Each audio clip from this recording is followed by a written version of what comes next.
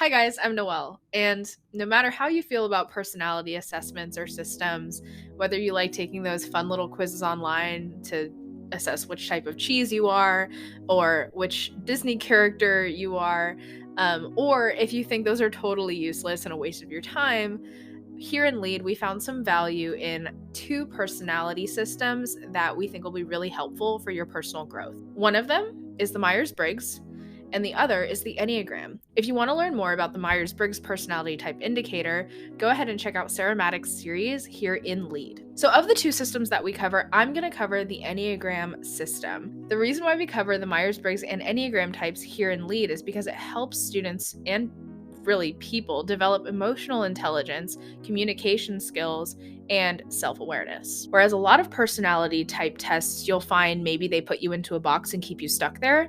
Both of these tools are designed to help you look for truth in yourself, honesty, and empathize with where you are right now and the potential of where you can be. So that's why we talk about them. It does help people. It helps all kinds of people, especially if they're adults or going to be adults. So this is how the Enneagram works. We have 9 points or corners or types that people fit into. And I know it's hard to put all of the people of the world into 9 different boxes. Hear me out, we'll go into more detail later. So according to the Enneagram theory, our personalities act as coping strategies we developed as children to feel safe and secure as we navigated trauma and stress in our environments. Think about it as armor that we put on to protect ourselves from the threats in our childhood environments.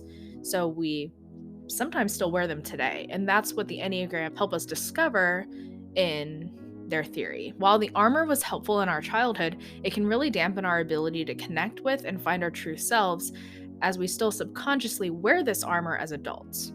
So what makes the Enneagram different from other personality typing systems is that there's a focus on motivations or drives behind behaviors than with the actual behaviors themselves.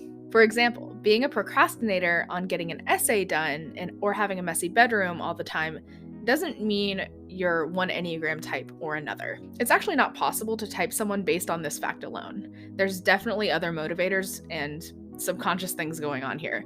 The Enneagram informs the reason behind why someone might be a procrastinator about a certain assignment. So rolling with the same example, being a procrastinator about an essay could mean that you don't like writing essays for school, but you will never procrastinate on practicing basketball for a big game on Saturday because you definitely invited your crush to be there to see you win. That can tell people way more about what your type might be, where your motivations lie. What you'll see covered in a lot of the series is going to be these 3 centers. The body types, they're types 1, 9, and 8, they're characterized by their relationship to their instincts. The heart types are characterized by their relationship to their feelings, and those are types 2, 3, and 4. And the head types are characterized by their relationship to thinking. That's types 5, 6, and 7. In each of the 3 centers, there is a type that overexpresses instinct, feeling, or thinking, a type that is out of touch with instinct, feeling, or thinking, or a type that is in conflict with instinct, feeling, or thinking. Type 1, known as the reformer, they value integrity, have a strong passion to fulfill their ideals, and pursue high standards.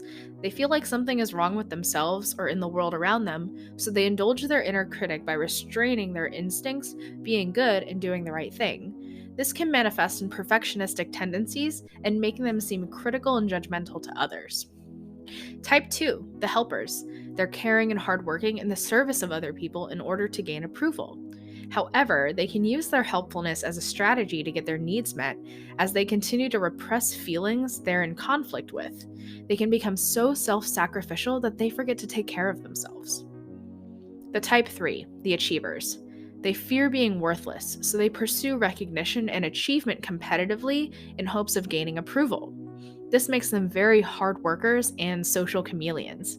However, over-identifying with what they can do can lead to them forgetting who they really are, leaving them feeling empty.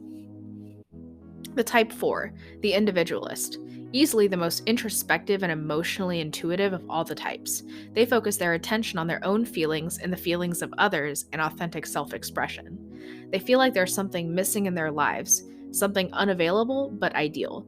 So they over-identify with negative feelings and sadness for not being able to attain that ideal. Type 5, the investigators. They spend a lot of time collecting knowledge as a way of conquering their fear and feeling safe in a world of unknowns, while keeping an emotional distance from others. They value autonomy and self sufficiency. They fear being incompetent and having emotional demands placed on them, causing them to be out of touch with their feelings and over identifying with thinking. Type 6, the loyalist, the most fearful of the types. This can manifest in a few ways, though. The more phobic sixes try to form close connection with others, authorities, or ideologies. More counterphobic sixes escape fear by being strong and intimidating. They're watchful and alert, focused on detecting threats in their environment, and this can leave them skeptical, paranoid, or just lack trust. Type 7, the enthusiasts. Quick-witted, fun, and spontaneous, avoiding unpleasant feelings by focusing on pleasurable things and keeping things upbeat.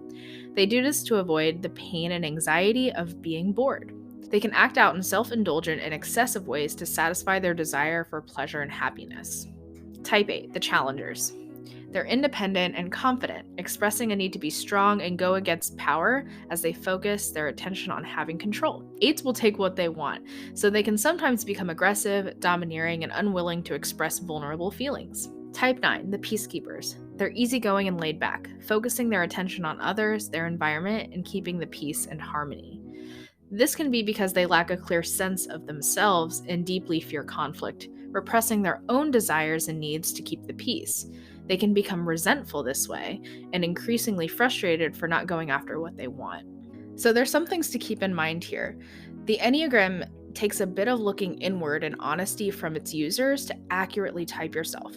So don't get frustrated if this seems a bit confusing at first. Think of it as your first baby steps. If you feel uncomfy, a little bit embarrassed, or a little bit offended by one type more than all the others, that one is probably yours. Another disclaimer, just because I use a villain as a character example doesn't mean you or someone you know who is that type is destined to be like that character. These characters I chose are good dramatic representations of these types in places of average or unhealthy places, sometimes very unhealthy, psychologically disturbed levels.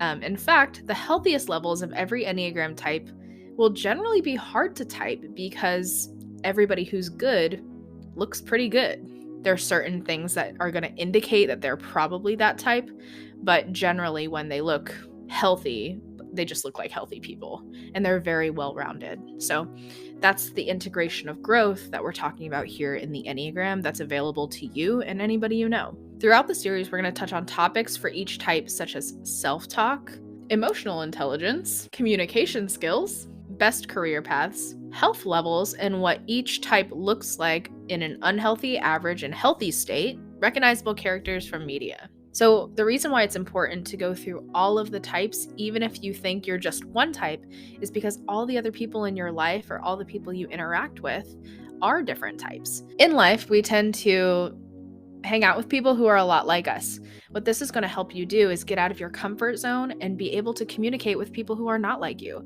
And this is going to be really helpful in your future job, future careers, anybody you meet. You should just be a good human being. This is what's going to help you do it. I'm so excited to teach you a lot of great and valuable things in this series about yourself. I'm Noelle. Let's dive in.